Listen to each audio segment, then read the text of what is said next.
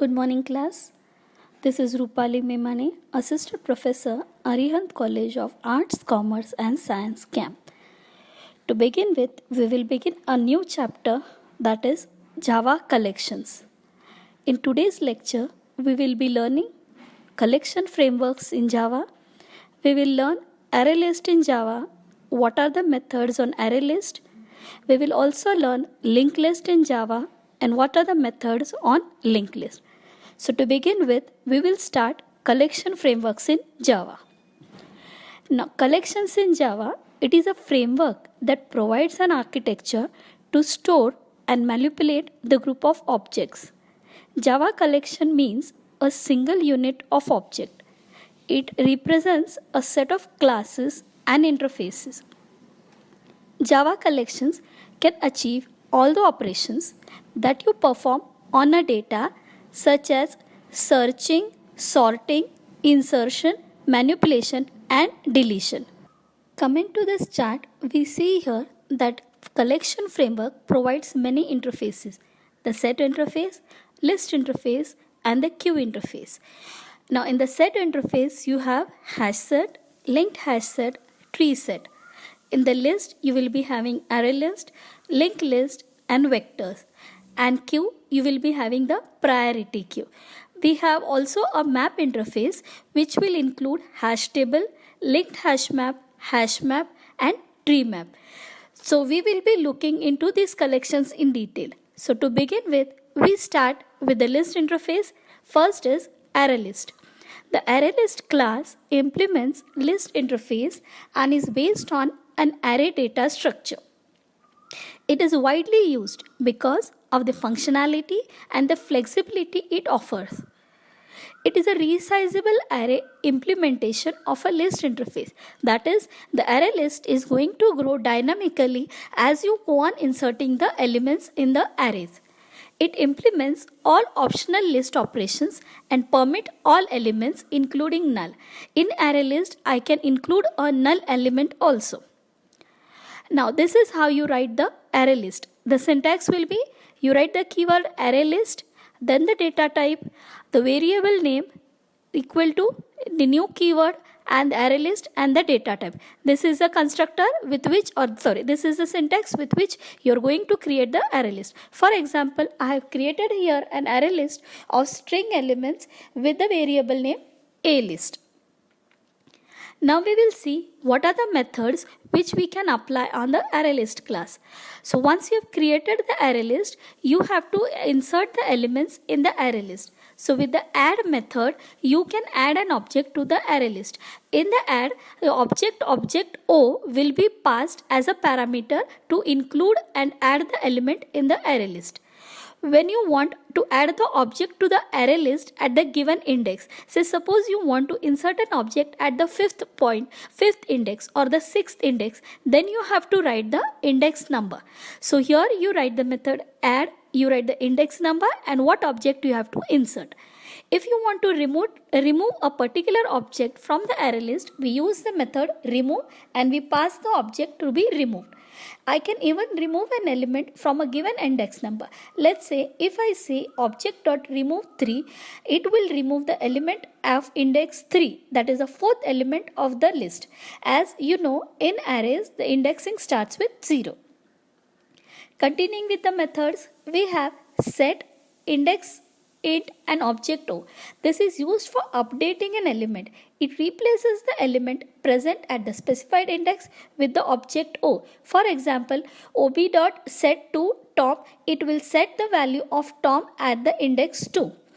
If I want to retrieve the index of a particular object O, I have a method called as int_index_of and I pass the object name.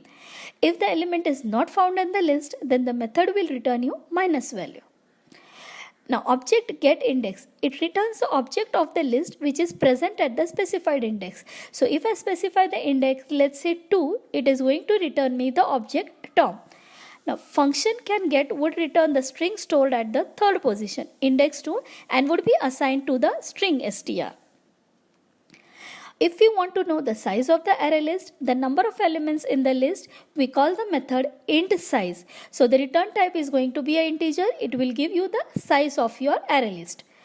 If you want to check whether a given object is present in the array list, if it is there, it returns true, else it returns false. So return type is going to be Boolean. So if I say ob.obj.contains Steve, it will return true if the string is present, else it returns false. If we want to remove all the elements from the array, we write the method clear. We will see the second interface in the list is a linked list. Linked list is a linear data structure. The elements are linked with each other using pointers. Each element of the linked list has a reference, that is address, pointing to the next element of the linked list. Now what are the important points which are there in the linked list? Java linked list can contain duplicate elements. The linked list class maintains the insertion order. It is non-synchronized. Then Java linked list class manipulation is faster because no shifting needs to occur. Java linked list class can be used as a list, stack, or a queue.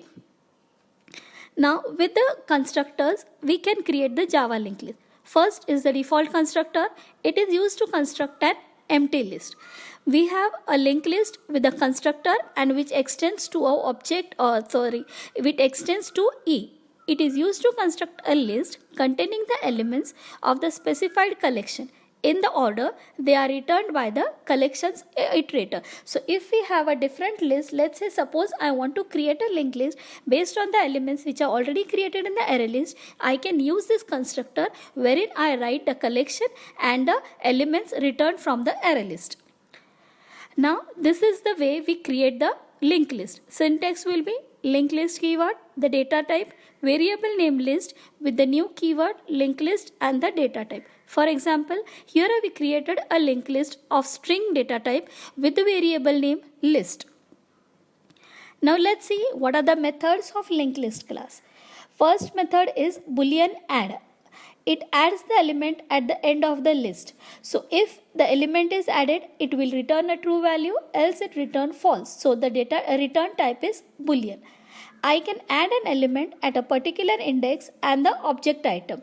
So I need to specify at what position I want to insert and what is the object I have to insert it. So here I have given an example that by word has to be inserted at the second position in the list object. So I write list of obj.add in bracket 2, comma, and in the strings by.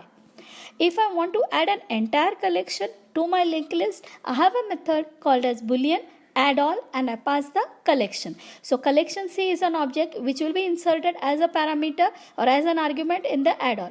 If all the elements are specified, it will return a true value, else it returns a false. So return type is Boolean.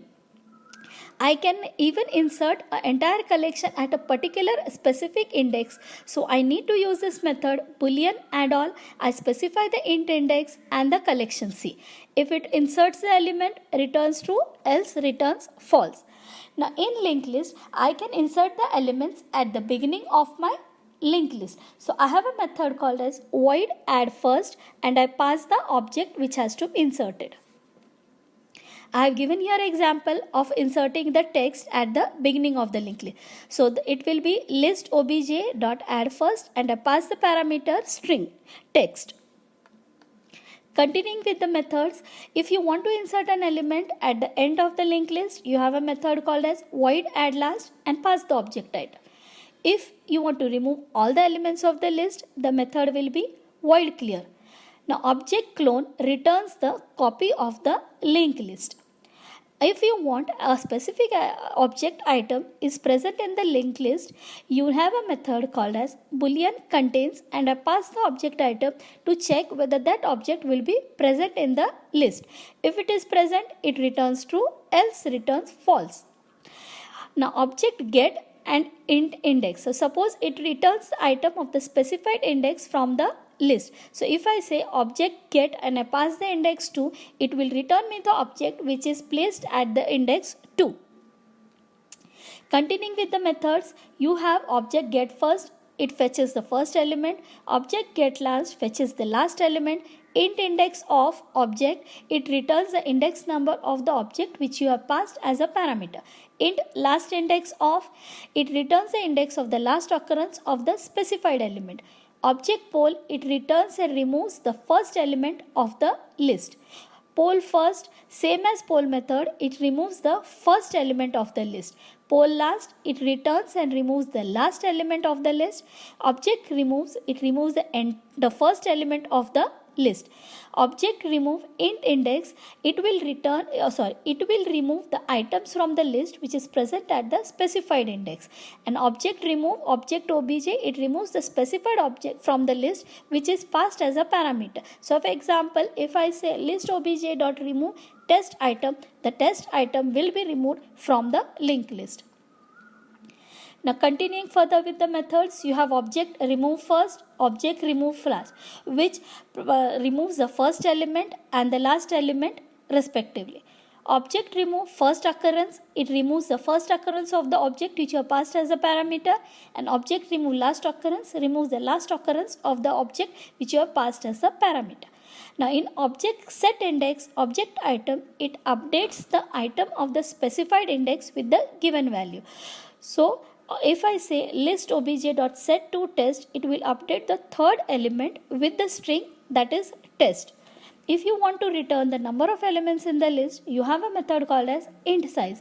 So list obj.size returns the size of the linked list. So in this lectures, we have seen the collections framework, the array list in Java, what are the methods in Arraylist. We also studied linked list in Java and what are the methods which can be applied in linked list in Java. For this lecture, I have taken the references from the beginner's book, the tutorials of J.N. Covey, docs.oracle, Guru 99 and tutorial point.